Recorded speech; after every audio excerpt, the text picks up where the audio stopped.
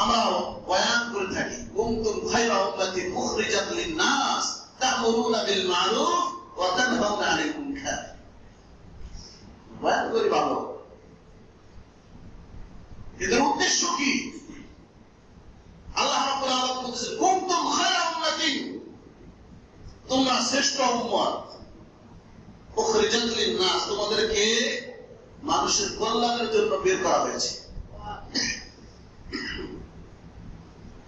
এই খায়রা উম্মত দ্বারা কার উদ্দেশ্য? খায়রা উম্মত দ্বারা, উত্তম উম্মত দ্বারা উদ্দেশ্য হলো সাহাবায়ে কেরাম। সুবহানাল্লাহ।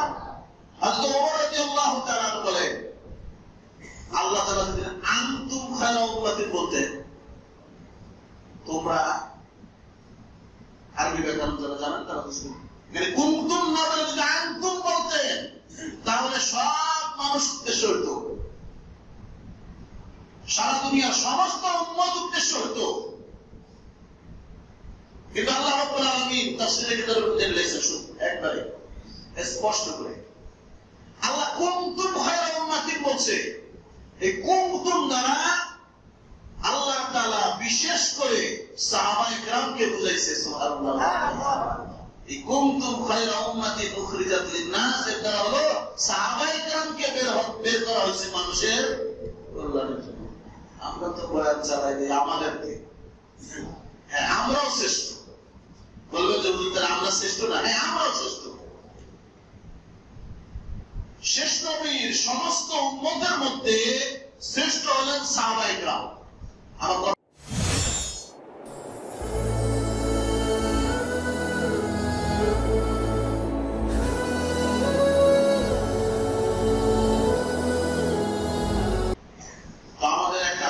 বিষয় ছিল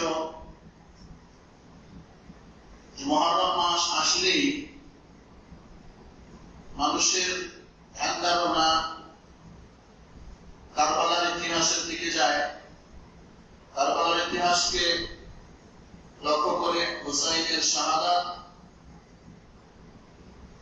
ইয়াজিদ কর্তৃক, ইয়াজিদকে দোষারোপ করতে গিয়ে হযরতে মুআবিয়া রাদিয়াল্লাহু তাআলা আনহুকে অনেক মুসলমানের সন্তান দোষারোপ করে বসে।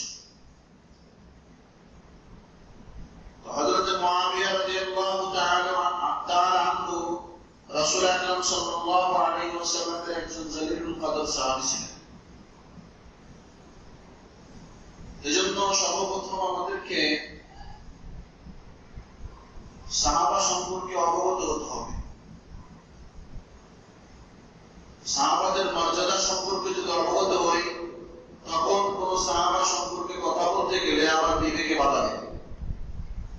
মূলত আমাদের সাহাবাদের সম্পর্কে ধারণাই নাই, এজন্য মুআবিয়াকে আমরা দোষী সাব্যস্ত করি। এজন্য আজকের আলোচনা সাহাবায়ে কেরামের মর্যাদা সম্পর্কে এবং সাহাবায়ে কেরামকে দোষারোপ না করা, সাহাবায়ে কেরামকে দোষারোপ করলে কি ক্ষতি, এ সম্পর্কে কিঞ্চিত আলোচনা করার চেষ্টা করব ইনশাআল্লাহ। মুআজ্জাজ হাজিরিন, সাহাবা সহজ বাংলায় সাহাবা বলা হয়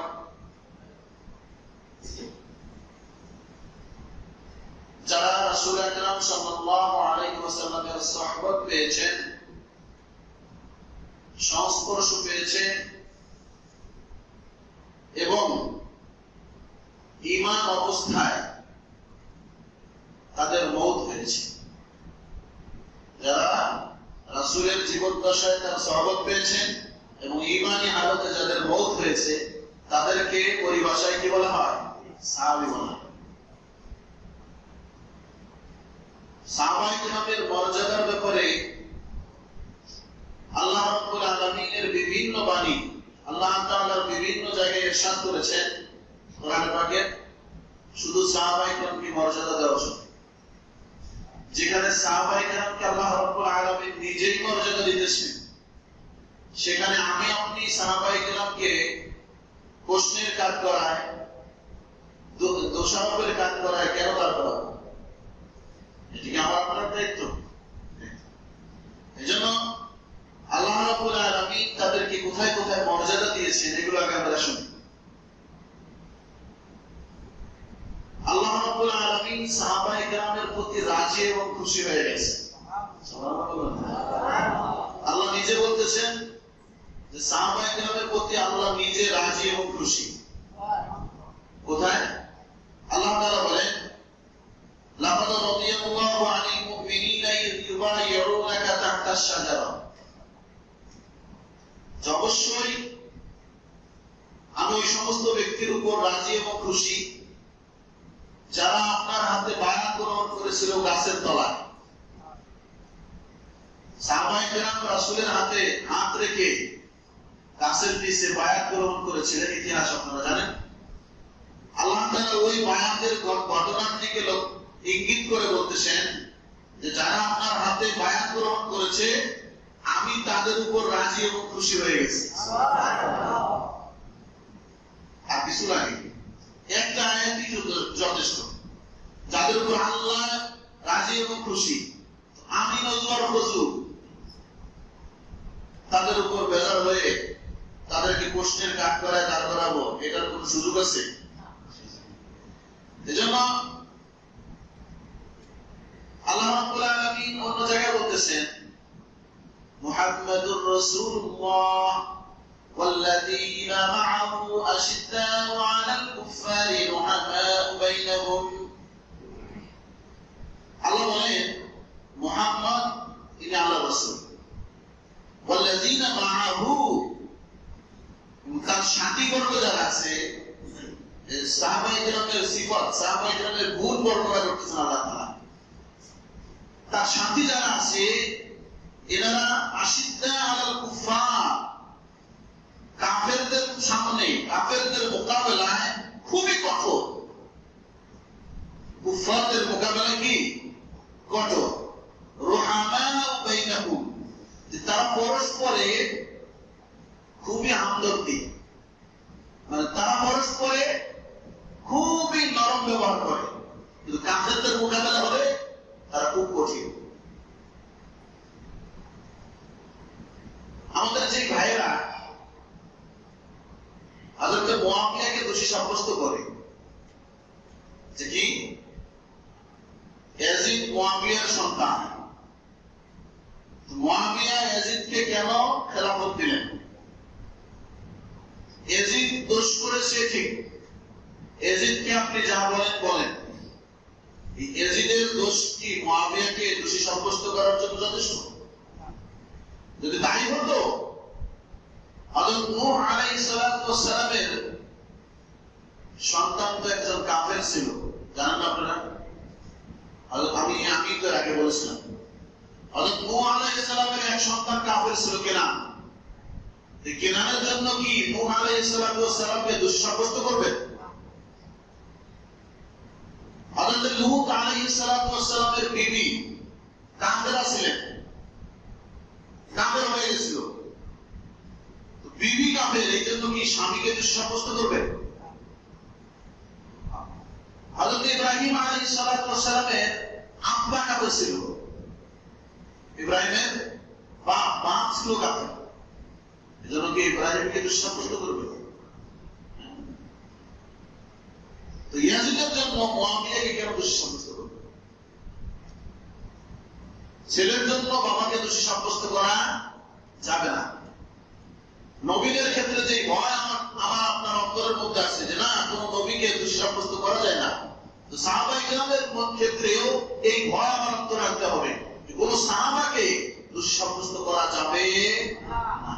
সাহাবা আর নবীর মধ্যে পার্থক্য আছে। নবীরা গুনাহ করে নাই, নবীরা গুনাহ করে নাই, সাহাবায়ে কেরাম থেকে গুনাহ হয়েছে, কিন্তু আল্লাহ রাব্বুল আলামিন তাদের গুনাহ মাফ করে তাদেরকে জান্নাতের সার্টিফিকেট দিয়ে দিয়েছেন দুনিয়াতে। সুবহানাল্লাহ।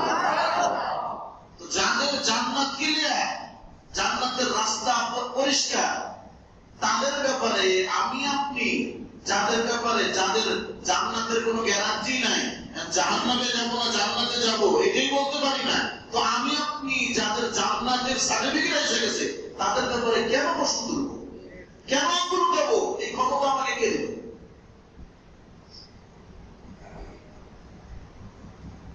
আপনারা ইতিহাস জানেন হযরত আলী এবং মুয়াবিয়ার মধ্যে ইখতিলাফ হয়েছিল। তাদের মধ্যে মুনাফিকরা একটা যুদ্ধ সৃষ্টি করে দিয়েছিল। এখানেও শিয়াদের চক্রান্ত আছে। ইতিহাস আপনারা বলবেন, ইতিহাস সঠিক ইতিহাস পড়েন, জানতে পারবেন। শিয়ারা চক্রান্ত করে আলীকে হত্যা করছে। এই শিয়াদের একটা গোত্র সাবাই গোত্র, এরাই চক্রান্ত করে হুসাইনকে কুফায় দিছে। এদেরই চক্রান্ত হলো মুসলমানদের মধ্যে যেন সারা জীবন দ্বন্দ্ব লেগে থাকে। এই একটা চক্রান্ত করে মুনাফিকরা আলী এবং মুয়াবিয়ার মধ্যে ইখতিলাফ সৃষ্টি করে দিয়েছিল। তো ওই সময় আলী এবং মুয়াবিয়ার মধ্যে যখন যুদ্ধ চলে, তখন ওই সময়ে রোম দেশের বাদশা, রোমের বাদশা খ্রিস্টান হযরতে আলী হযরতে মুয়াবিয়ার কাছে চিঠি লিখছে যে আপনারা আলীর সঙ্গে তো মতানৈক্য হয়ে গেছে, যুদ্ধ হবে, আপনি যদি চান রোম থেকে সৈনিক দিয়ে অস্ত্র দিয়ে আমি আলীর বিরুদ্ধে আপনার সহযোগিতা করব।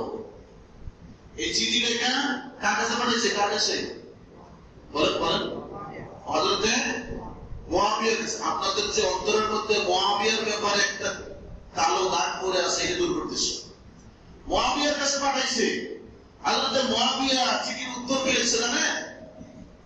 চিঠির উত্তরে লিখছে, সর্বপ্রথম রোমের বাদশাকে সম্বোধন করছে, এই রোমের লাল কুত্তা, এ রোমের লাল কুত্তা, আলী আর মুয়াবিয়ার মধ্যে দ্বন্দ্ব হতে পারে, ইখতিলাফ হতে পারে। আলীও একজন মুসলমান, আমি মুয়াবিয়া একজন মুসলমান। মাসলাগত সমস্যা আমাদের মুসলমানদের মধ্যে হতে পারে, এটা আমাদের ঘরোয়া বিষয়। আমাদের ঘরোয়া বিষয়ের মধ্যে কোন রোমের লাল কুত্তার নাক গলানোর কোন অধিকার নাই। কথা বলে ঠিক না?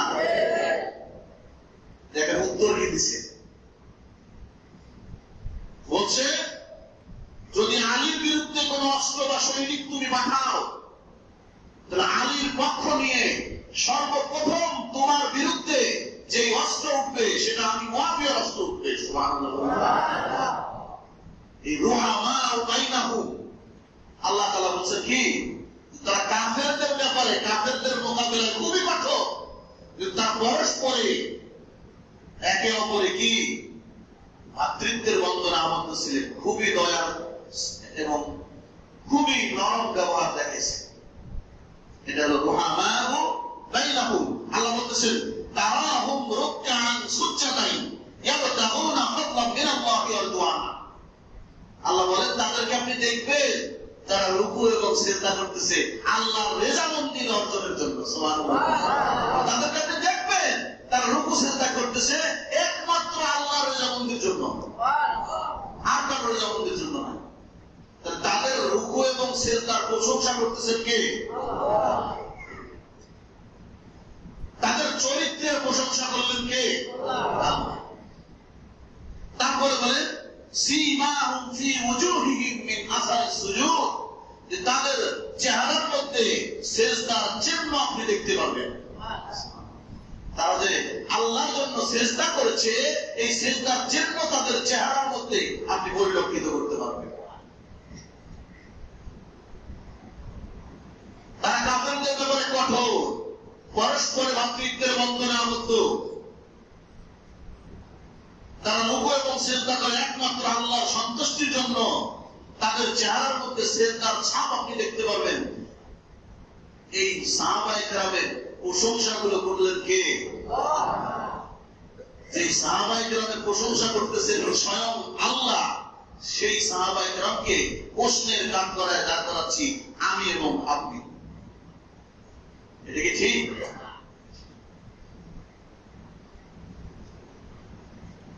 ইমাম নাসাই রাহিমাহুল্লাহ ওই সাহাবায়ে কেরামের পরিচয় দিয়েছেন ওনার ভাষায়। ইসলাম হলো একটা ঘরের মতো। ইসলাম কি ভাই? কথাগুলো মনে রাখতে হবে, ভাঙা ভাঙা কথা দিলের মধ্যে গাইতে দিতে হবে, আকীদা শুদ্ধ করতে হবে।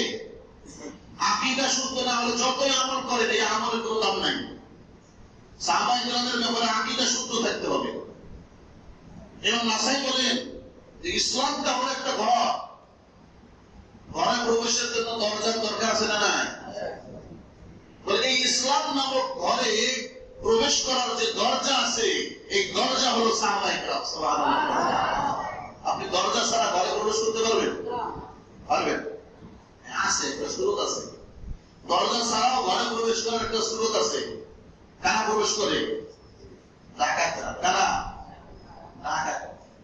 যারা ডাকাত, সন্ত্রাস, এরা জানালা মালা ইত্যাদি ভেঙে এরপরে ঘরে প্রবেশ করে, দরজা তো খুলতে পারে না। এটাই উনি বলতেছে যে সাহাবায়ে কেরাম হলো ইসলাম নামক এই ঘরের দরজা। যারা সাহাবায়ে কেরামকে কষ্ট দেয় তারা এই দরজা ভেঙে, জানলা ভেঙে ইসলামের মধ্যে প্রবেশ করতেছে। এরা নামধারী মুসলমান, এরা সত্যিকার মুসলমান নয়, এরা নামধারী মুসলমান, এরা হলো সন্ত্রাস। কথা বলে ঠিক? হ্যাঁ, সাহাবায়ে কেরামের পরিচয় পাইতেছেন? এরা হলো সাহাবায়ে কেরাম। এদেরকে আমরা দোষারোপ করি। আসেন, আল্লাহ রাব্বুল আলামিন সাহাবায়ে কেরামকে শ্রেষ্ঠ উম্মত বলেছেন। শ্রেষ্ঠ উম্মত, শ্রেষ্ঠ, অন্য রিওয়ায়াতে শ্রেষ্ঠ মানুষ বলেছেন। দুনিয়ার মধ্যে যত মানুষ আছে সবচেয়ে শ্রেষ্ঠ মানুষ হলো সাহাবায়ে কেরাম। খায়রুল উম্মতি কারনি সুম্মা আল্লাযীনা ইয়ালুনাহু সুম্মা আল্লাযীনা ইয়ালুনাহু। আল্লাহ রাসূল বলেছেন আমার উম্মতের মধ্যে সর্বশ্রেষ্ঠ উম্মত হলো তারা যারা আমার জামানায় ছিল, এরপরে পরবর্তীতে যারা আসছে, এরপরে তারপরে যারা আসছে। মানে আমার জামানায় ছিল সাহাবায়ে কেরাম, সুম্মা আল্লাযীনা ইয়ালুনাহুম, সাহাবায়ে কেরামকে যারা দেখছে তারা তাবেঈন, এরপরে সুম্মা আল্লাযীনা ইয়ালুনাহুম, তাবেঈনকে যারা দেখছে, যারা সাহাবাত ইখতিয়ার করছেন এদেরকে বলে তাবেঈন। বলে এই তিন জামানার মানুষ শ্রেষ্ঠ মানুষ, এই তিন জামানার উম্মত শ্রেষ্ঠ উম্মত। আমরা বয়ান করে থাকি কুনতুম খায়রা উম্মাতিন উখরিজাত লিন-নাস তা'মুরুনা বিল মা'রুফ ওয়া তানহাউনা আনিল মুনকার। বয়ান করি ভালো, এদের উদ্দেশ্য কি? আল্লাহ রাব্বুল আলামিন বলেছেন কুনতুম খায়রা উম্মাতিন, তোমরা শ্রেষ্ঠ উম্মত, উখরিজাত লিন-নাস, তোমাদেরকে মানুষের কল্যাণের জন্য বের করা হয়েছে। এই খায়রা উম্মত দ্বারা কারা উদ্দেশ্য? খায়রা উম্মত দ্বারা, উত্তম উম্মত দ্বারা উদ্দেশ্য হলো সাহাবায়ে কেরাম। সুবহানাল্লাহ। হযরত ওমর রাদিয়াল্লাহু তাআলা বলেন আল্লাহ তাআলা যদি আনতুম খায়রা উম্মাতিন বলতেন, তোমরা আরবি ব্যাকরণ যারা জানেন তারা তো শুনুন, মানে কুনতুম না বলে যদি আনতুম বলতেন তাহলে সব মানুষ উদ্দেশ্য হতো,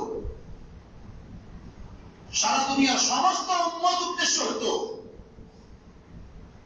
কিন্তু আল্লাহ রাব্বুল আলামিন তাফসীরে কিতাবের মধ্যে লিখেছেন শুনুন একবারে স্পষ্ট করে, আল্লাহ কুনতুম খায়রা উম্মাতিন বলছে। এই কুনতুম দ্বারা আল্লাহ তাআলা বিশেষ করে সাহাবায়ে কেরামকে বুঝাইছে। সুবহানাল্লাহ। এই কুনতুম খায়রা উম্মাতিন উখরিজাত লিন-নাস এর দ্বারা হলো সাহাবায়ে কেরামকে বের করা হয়েছে মানুষের কল্যাণের জন্য। আমরা তো বয়ান চালাই দিই আমাদেরকে, হ্যাঁ আমরাও শ্রেষ্ঠ। বলবে যে আমরা শ্রেষ্ঠ না, হ্যাঁ আমরাও শ্রেষ্ঠ। শেষ নবীর সমস্ত উম্মতের মধ্যে শ্রেষ্ঠ হলেন সাহাবায়ে কেরাম। আমার কথা বুঝবেন, শেষ জামানা শেষ নবীর উম্মতের মধ্যে সর্বশ্রেষ্ঠ উম্মত কারা? সাহাবায়ে কেরাম। এই আয়াত দ্বারা ওই সাহাবায়ে কেরাম উদ্দেশ্য। আর আমরা যে শ্রেষ্ঠ এটা অন্য হাদিস দ্বারা আমরা শ্রেষ্ঠ, অন্য হাদিস দ্বারা আমরা শ্রেষ্ঠ। রাসূল আকরাম সাল্লাল্লাহু আলাইহি ওয়াসাল্লাম বলেন যে সমস্ত নবীদের জন্য জান্নাত ততক্ষণ পর্যন্ত হারাম যতক্ষণ পর্যন্ত আমি মুহাম্মদ জান্নাতে প্রবেশ না করব। সুবহানাল্লাহ। সহিহ হাদিস।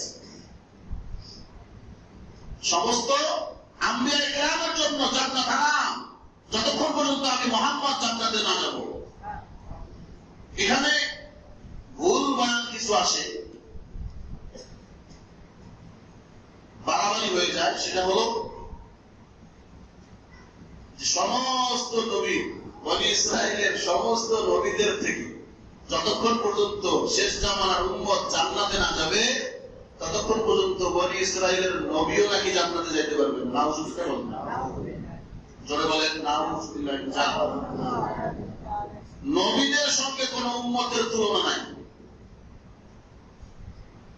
নবী তো নবীর দরজায়। হাদিস হলো আল্লাহ রাসূল বলছেন যে যতক্ষণ পর্যন্ত আমি মুহাম্মদ জান্নাতে না যাব, ততক্ষণ পর্যন্ত কোন নবী জান্নাতে যেতে পারবে না। আর এই হাদিসের শেষ অংশ হলো যে আমার উম্মত, আখিরি জামানার উম্মত যতক্ষণ পর্যন্ত জান্নাতে না যাবে, ততক্ষণ পর্যন্ত কোন নবীর উম্মত জান্নাতে যেতে পারবে না। আমি কথা বুঝাতে পারছি? কোন নবীর উম্মত ততক্ষণ পর্যন্ত জান্নাতে যাইতে পারবে না, যতক্ষণ পর্যন্ত এই আখিরি জামানার নবীর উম্মত জান্নাতে না যাবে। এর দ্বারা আপনারা কি বুঝলেন? সমস্ত নবীর উম্মতের মধ্যে শ্রেষ্ঠ উম্মত আমরা, আর শেষ নবীর উম্মতের মধ্যে শ্রেষ্ঠ উম্মত সাহাবায়ে কেরাম। বুঝে আসছে কথা? আসেন, আল্লাহ এটা হাদিস শুনাই আপনাদেরকে।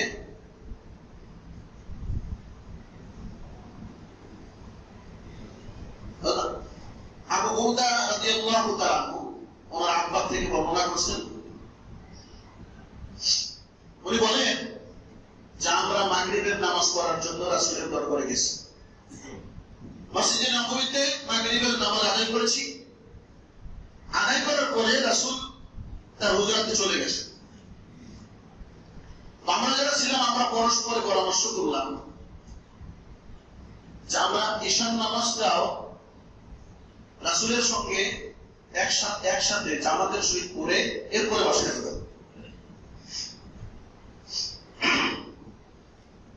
তো যেই প্ল্যান সেই কাজ। রাসূল আকরাম সাল্লাল্লাহু আলাইহি ওয়াসাল্লাম ঈশার সময় আসছেন। আসার পরে দেখেন সাহাবায়ে কেরাম বসে আছে। কি ব্যাপার, আপনারা কি বাড়িতে যান নাই? না ইয়া রাসূলুল্লাহ, আমরা মনে মনে পরিকল্পনা করেছি যে আমরা একবারে ঈশার নামাজ জামাতের সহিত পড়ে এরপরে বাসায় যাব। রাসূল আকরাম সাল্লাল্লাহু আলাইহি ওয়াসাল্লাম আসমানের দিকে তাকান। কোন দিকে? আসমানের দিকে। হাদিসের মধ্যে আসছে যে এটা রাসূলের ওই দিনের শুধু বৈশিষ্ট্য ছিল না, রাসূল বেশিরভাগ সময় আসমানের দিকে তাকাইতেন। কখনো কি আসে তো রাসূল আসমানের দিকে তাকালেন। কিছুক্ষণ পরে সাহাবায়ে কেরামকে লক্ষ্য করে বলতেছেন যে আসমানের মধ্যে যে তারকাগুলো দেখতেছো, এই আসমানের তারকাগুলো হলো নিরাপত্তার কবচ। আসমানের জন্য নিরাপত্তার কবচ হলো কি? আসমানের তারকাগুলো। যেদিন আল্লাহ রাব্বুল আলামিন এই তারকাগুলোকে ধ্বংস করে দিবেন, যেদিন এই তারকা থাকবে না, সেদিন আসমানের সঙ্গে যে ওয়াদা, বলে এই ওয়াদা বাস্তবায়ন হয়ে যাবে। কি ওয়াদা? বলে কিয়ামত সংঘটিত হয়ে যাবে। রাসূল কোন দিকে তাকাইছিলেন? আসমানের দিকে। এটা একটা সুন্নাত, আপনি আসমানের দিকে তাকাবেন। উপরে তাকাবেন, বর্তমান যে সময় উপরে তাকানোই তো কঠিন। উপরে তাকানো কঠিন না। এই নজর, এই দৃষ্টি হলো, হাদিসে আসছে, এই দৃষ্টি হলো শয়তানের তীর সমূহের মধ্যে থেকে একটা তীর। এই তীর দিয়ে আপনার ঈমানকে ঘায়েল করে ফেলবে শয়তান। এজন্য দৃষ্টিকে অবনত রাখার কথা বলা হয়েছে। দৃষ্টির ইবাদত করতে হবে। আজকে দৃষ্টি উঠাইলেই গুনাহ। গুনাহ হয় না? আপনাদের হয় না, আমাদের হয় না। আপনারা তো আল্লাহ আল্লাহ মানুষ, আমাদের গুনাহ হয়ে যায়। দৃষ্টি উঠানো যায় না। আরো তো বড় বড় উঁচু উঁচু বিল্ডিং হচ্ছে। নিচের থেকে যদি আপনি আসমানের দিকে তাকান, উপর দিকে তাকান, এই বিল্ডিং এর কোন বেলকনিতে কে আছে দেখা যাবে কি যাবে না? যাবে। এই জন্য নিচের দিকে তাকায় না। যদি সুন্নত পালন করতে চান তাহলে বিল্ডিং এর ছাদের উপর গিয়ে আসমানের দিকে তাকায়। রাসূল আকরাম সাল্লাল্লাহু আলাইহি ওয়াসাল্লাম বলেন যে আসমানের তারকাগুলো আসমানের জন্য নিরাপত্তা কবচ। যেদিন এই নিরাপত্তা কবচ তারকা থাকবে না, আসমান ধ্বংস হয়ে যাবে। সহজ বাংলায় বলছি। আর আমি আমার সাহাবাদের জন্য নিরাপত্তা কবচ। যতদিন আমি আমার সাহাবাদের মাঝখানে আছি ততদিন পর্যন্ত সাহাবাদের কোনো টেনশন, কোনো ফিকির, কোনো পেরেশানি নাই। সমস্ত দায়িত্ব রাসূলের। আমি আমার সাহাবাদের জন্য নিরাপত্তা কবচ। যখন আমি চলে যাব আমার সাহাবাদের উপরে একের পর এক বিপদ, একের পর এক পরীক্ষা আসবে। আমার সাহাবারা সমস্ত উম্মতের জন্য নিরাপত্তা কবচ। যখন আমার এই সাহাবীরা দুনিয়া থেকে চলে যাবে বলে এই উম্মতের উপর একটার পর একটা ফিতনা আসতেই থাকবে, আসতে থাকবে। ওটা হাদিসের মধ্যে আসছে, এমন ফিতনা আসবে, এমন ফিতনা আসবে বলে একটা ফিতনা চলে যাবে, একটা ফিতনা আসলে মুসলমান মনে করবে যে এই ফিতনায় আমি হালাক হয়ে যাব, ধ্বংস হয়ে যাব। বলে এই ফিতনা চলে যাবে, আরেক ফিতনা আসবে, তখন ওই আগের ফিতনার কথা মনেই থাকবে না। বুঝে আসতেছে কথা? পরের ফিতনাতে এত ভয়ঙ্কর, এত বড় হবে, আগের ফিতনার কথা মনেই থাকবে না। তখন মানুষ মনে করবে যে এই ফিতনায় মনে হয় আমি ধ্বংস হয়ে যাব। এত ফিতনা আসবে, এত পরীক্ষা আসবে। আমরা কোন জামানায় আছি? আমরা কোন জামানায় আছি? সাহাবায়ে কেরাম আছে না চলে গেছে? তো সাহাবায়ে কেরামকে রাসূল আকরাম সাল্লাল্লাহু আলাইহি ওয়াসাল্লাম আমাদের নিরাপত্তা কবচ বানাই দিয়েছেন। যে সাহাবায়ে কেরাম যতদিন ছিল আমাদের কোনো টেনশন ছিল না, আমাদের জন্য নিরাপত্তা ছিল।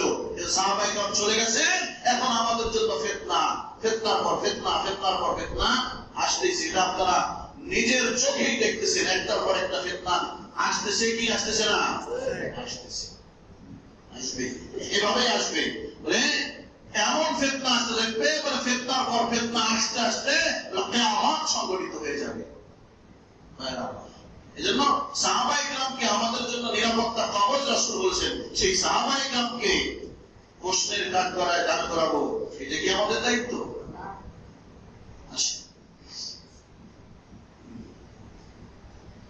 আল্লাহ সাহাবাদের মর্যাদা রক্ষার জন্য আমাদেরকে রাসূল নির্দেশ দিয়েছে। রাসূল আকরাম সাল্লাল্লাহু আলাইহি ওয়াসাল্লাম বলেন যে তোমরা সাহাবায়ে কেরামের মর্যাদা রক্ষা করো, সাহাবায়ে কেরামের মর্যাদা রক্ষা করবা। এবং পরবর্তী যারা আছে সাহাবাদেরকে যারা দেখছেন তাবেঈন, তাদের মর্যাদা রক্ষা করবা, তাবেঈন তাদের মর্যাদা রক্ষা করবা। এইভাবে যে সিলসিলা আসছে উলামায়ে কেরাম, বলে উলামায়ে কেরামের মর্যাদা রক্ষা করতে হবে। এটা আপনার উপর ঈমানি দায়িত্ব। রাসূল আপনাকে দায়িত্ব দিয়ে গেছে। কেমনে সিলসিলা?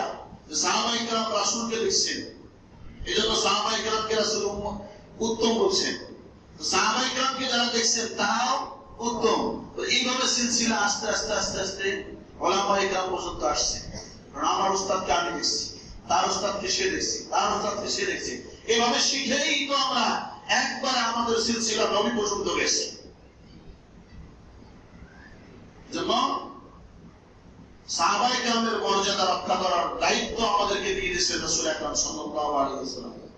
এখানে শুধু সাহাবায়ে কেরামের মর্যাদা নয়, মুহাদ্দিসিন ইকরাম বলেন উলামা হক্কানি আলেমদের মর্যাদা রক্ষা করা এটাও সাধারণ পাবলিকের জন্য জরুরি, বলে এটা এদের কর্তব্য। হাদিস কেউ যদি কোন উলামায়ে কেরামের ইজ্জত নষ্ট করার চেষ্টা করে, বাকি ওখানে যত ইমানদার আছে সবার জন্য দায়িত্ব হলো ওই জায়গার মধ্যে ওই আলেমের, ওই হক্কানি উলামায়ে কেরামের যেন ইজ্জত নষ্ট না হয়, এই ব্যাপারে সকলকে রুখে দাঁড়াতে হবে। রাজি আছেন তো ইনশাআল্লাহ? রাজি আছেন? সময় আসলে বোঝা যাবে, সময় আসলে বোঝা যাবে কয়জন দাঁড়ান, এটা বোঝা যাবে তখন। শুধু মুখে ইনশাআল্লাহ আর নারায়ে তাকবীর আল্লাহু আকবার বললে কাম হবে না, কাজে পরিণত করতে হবে। শুধু হুসাইনি মুসলমান দাবি করলে হবে না। হুসাইনের কি কাজ ছিল, হুসাইন কি জন্য জীবন দিয়ে দিলেন, ওই কাজ বাস্তবায়ন করতে হবে। আজকে শুধু চিল্লাইতেছি যে আমরা হুসাইনি মুসলমান, হুসাইনি মুসলমান। আসেন, আমি যে এতগুলো বলতেছি আমার একটা উদ্দেশ্য আছে। সাহাবায়ে কিরামকে রাসূল আকরাম সাল্লাল্লাহু আলাইহি ওয়াসাল্লাম গালি দিতে নিষেধ করেছেন। সাহাবায়ে কিরামকে গালি দিও না। যারা সাহাবায়ে কিরামকে গালি দেয় তাদের উপর আল্লাহর লানত, ফেরেশতাদের লানত, সমস্ত পৃথিবীর সমস্ত মাখলুকের লানত তার উপর অভিশাপ। যে সাহাবাদেরকে গালি দিল তাদের উপর লানত। আল্লাহ রাসূল বলেন, যদি এরকম কোন সাহাবায়ে কেরামকে গালি দেওয়া কোন লোককে পাও, তাকে বলে দিও যে আল্লাহর অভিশাপ তোমার উপর, ফেরেশতার অভিশাপ তোমার উপর। কত বড় কথা! আল্লাহ রাসূল হাদিসের মধ্যে বলছেন যে তোমরা সাহাবায়ে কেরামকে গালি দিও না। এরপরে বলতেছে কোন সাহসে গালি দাও, কোন স্পর্ধায় গালি দাও। সাহাবায়ে কেরাম, তুমি যদি আমাকে আপনাকে বলতেছে তোমরা যদি উহুদ পাহাড় পর্যন্ত আল্লাহর রাস্তায় দান করে দাও, এরপরেও সাহাবায়ে কেরাম এক হাতে, এক বর্ণনা আছে 2 হাত, এক বর্ণনা আছে 1 হাত, এক হাতে যা দান করছে এর সমান বুঝতে পারবা না। আল্লাহ বলবেন উহুদ পাহাড় পর্যন্ত দান করে দিলেও তারা এক হাতে যা দান করছে এই পর্যন্ত পৌঁছা সম্ভব নয়। অন্য রাওয়ায়াতে আসছে সাহাবায়ে কেরাম আল্লাহ রাসূলের সাহাবাত থেকে, আল্লাহ রাসূলের সংস্পর্শে থেকে যে এক মুহূর্ত কাটাইছেন, এই এক মুহূর্তের কি দাম! তোমরা যদি 40 বছর পর্যন্ত, এক ঘটনা 40 বছর যদি ইবাদত করো তাহলে এই এক মুহূর্তের সমান বুঝতে পারবা না। সুবহানাল্লাহ। অন্য বর্ণনায় আসছে 40 বছর নয়, সারা জীবন যদি তোমরা আল্লাহর ইবাদতের মধ্যে কাটাই দাও, সাহাবায়ে কেরাম আল্লাহ রাসূলের সুন্নতে এক মুহূর্ত যে কাটাইছে, এটার যে দাম আর এটার যে মর্যাদা, এই মর্যাদার কাছেও তোমরা বুঝতে পারবো না। এই হাদিস থেকে বুঝে আসে আল্লাহ ওয়ালাদের সুহবতের দাম আছে না নাই? ওই যে সিলসিলা আমি বুঝাইলাম আপনাদেরকে, সাহাবায়ে কেরাম নবীর সুহবতে এক মুহূর্ত কাটাইছে, বলে সারা জীবনের চেয়েও এক মুহূর্তের দাম বেড়ে গেছে। আপনি যদি হক্কানি আলেমের কাছে, হক্কানি উলামায়ে কেরামের কাছে এক মুহূর্ত তাদের এক সুহবতে কাটাইতে পারেন, এর মর্যাদা আছে না নাই? আল্লাহর কাছে এর মর্যাদা আছে না নাই? আছে, অবশ্যই আছে। এইজন্য উলামায়ে কেরামের সঙ্গে সম্পর্ক রাখার চেষ্টা করব। উলামায়ে কেরামের সঙ্গে সম্পর্ক রাখার চেষ্টা করব। যত বেশি পারি তত বেশি সময় তাদের কাছে দেওয়ার চেষ্টা করব। নিজেদের জীবনের ভুলগুলোকে শুধরানোর চেষ্টা করব। আলতু ফালতু কোনো পথে গিয়ে নিজের দুনিয়া আখিরাত নষ্ট করব না। নিজের দুনিয়া আখিরাত নষ্ট করব না। বেশধারী অনেক অনেক বের হয়েছে। আপনার ঈমান চুরি করার জন্য অনেক চোর আছে, চুরি করতে যাবে। ঈমানকে সাবধানে রাখতে হবে। হক্কানি উলামায়ে কেরামের নির্দেশে তাদের বাতলানো পথে চলতে হবে, অন্য কোন পথে নয়। রাজি আছেন তো ইনশাআল্লাহ? আমার উদ্দেশ্য হলো, যেখানে আমাদের টার্গেট যে আমরা মুআবিয়াকে দোষী সাব্যস্ত করি, হযরতে মুআবিয়াকে দোষী সাব্যস্ত করি, যে ইয়াজিদের দোষকে আমরা মুআবিয়া পর্যন্ত পৌঁছায় দেই, আসলে এটা ঠিক নয়। মুআবিয়া, হযরতে মুআবিয়া রাদিয়াল্লাহু তাআলা আনহু, এনার জন্য রাসূল আকরাম সাল্লাল্লাহু আলাইহি ওয়াসাল্লাম দোয়া করছেন, হে আল্লাহ আপনি মুআবিয়াকে হেদায়েত দান করেন, আল্লাহ মুআবিয়াকে হাদি বানায় দেন, পথ প্রদর্শক বানায় দেন, তার ইশারায় যেন সবাই হেদায়েত পেয়ে যায় এরকম বানায় দেন। মুআবিয়ার জন্য আল্লাহ রাসূল দোয়া করছেন নিজে, হাদি মাহদি বলতেছেন, আর আমি আপনি মুআবিয়াকে প্রশ্নের কাঠগড়ায় দাঁড় করাইতেছি। চিন্তা করুন, এই যে মুহররম মাস আসলেই আমাদের সমাজে কিছু লোক ওই উপন্যাস পড়বে, বিশ্বাস সিন্ধুর মতো উপন্যাস পড়বে। উপন্যাস পড়ে এখানে বিশ্বাস সিন্ধুর এর লেখক হলো একজন শিয়া। লেখককে মীর মুশাররফ, শিয়া। ইনি এই বিশ্বাস সিন্ধুর মধ্যে হযরত মুআবিয়াকে অকথ্য ভাষায় গালিগালাজ করেছে। নাউজুবিল্লাহ বলেন, অকথ্য ভাষায় গালিগালাজ করেছে।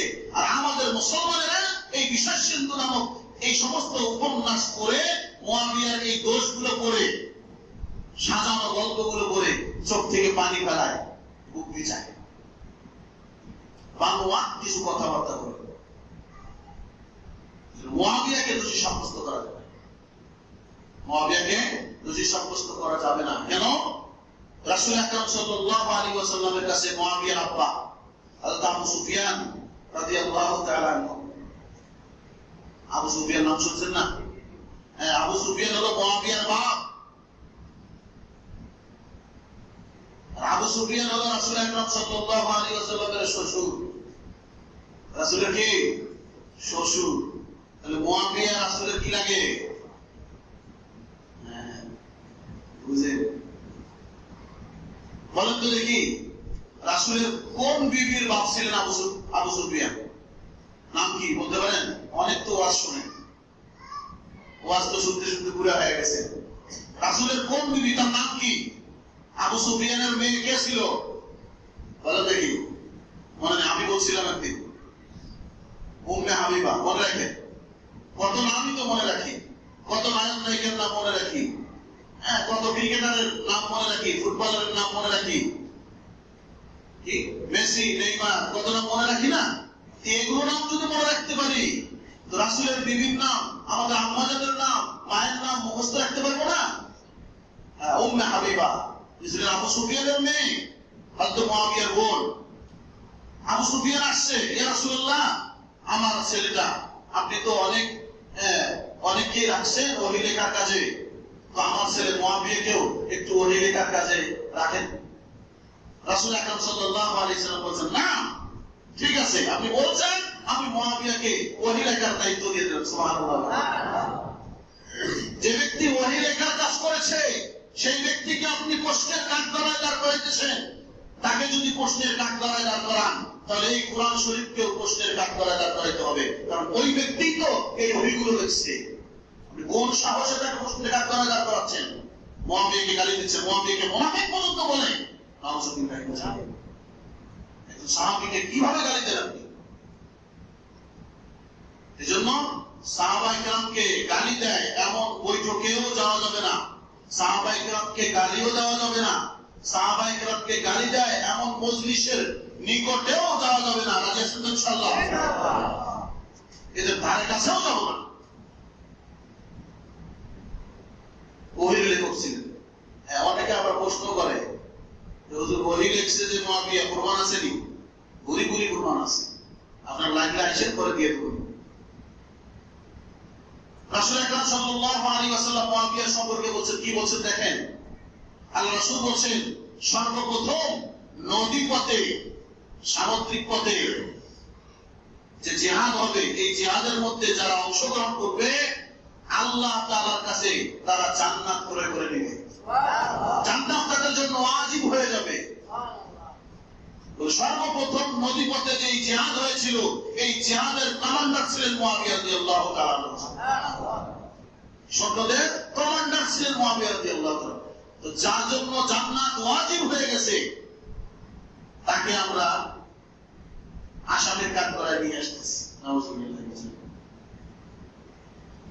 আল্লাহ, এজন্য মনে রাখতে হবে, হাদিস শরীফে আছে যে সাহাবায়ে কেরামের সমালোচনা করলো, সে রাসূলের সমালোচনা করলো, আর যে রাসূলের সমালোচনা করলো, সে স্বয়ং আল্লাহর সমালোচনা করলো।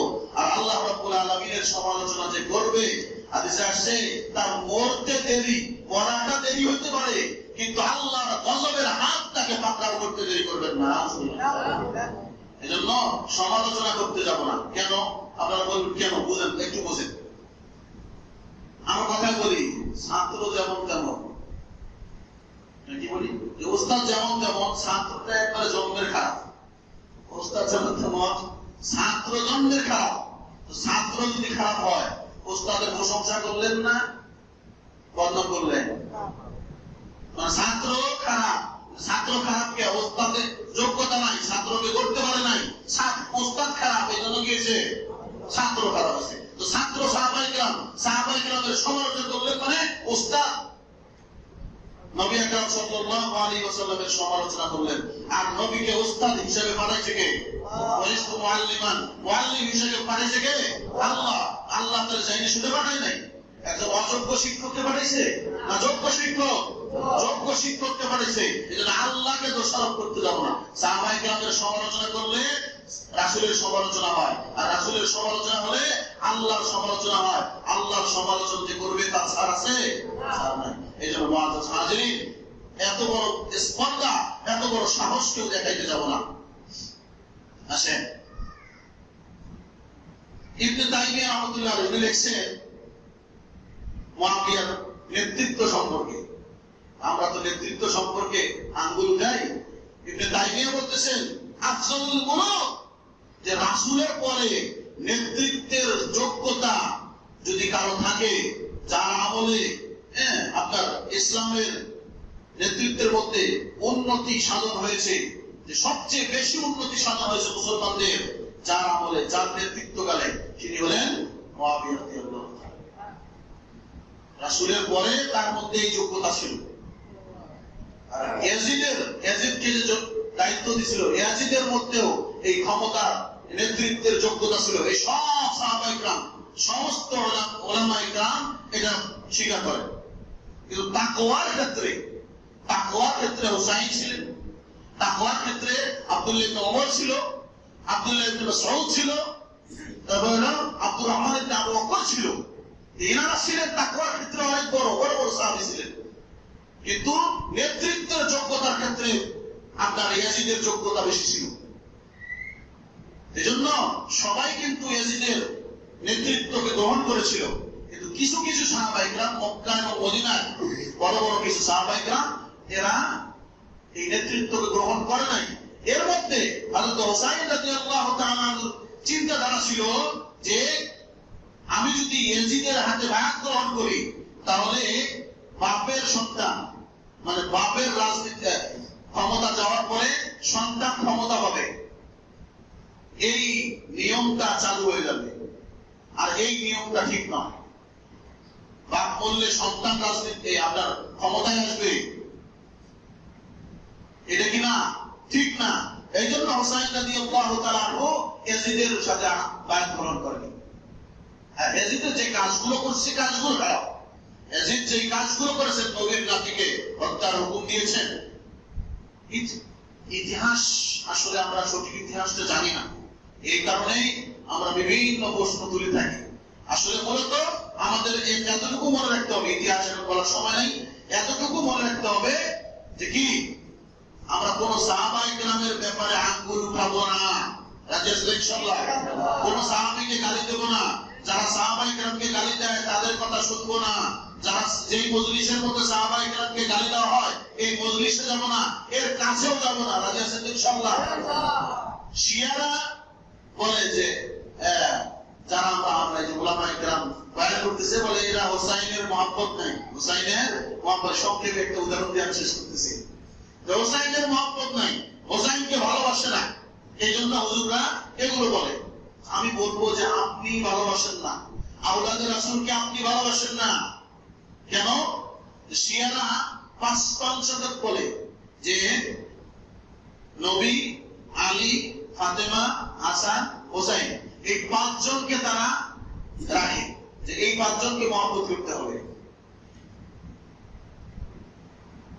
আপনাদেরকে প্রশ্ন করি, রাসূলের নাতি কি হাসান হোসাইন ছিলেন? শুধু হাসান হোসাইন রাসূলের নাতি ছিলেন? বলেন তো দেখি, রাসূলের নাতি কয়জন ছিলেন? রাসূলের নাতি কয়টা? পাঁচজন। কয়জন? রাসূলের নাতি পাঁচজন।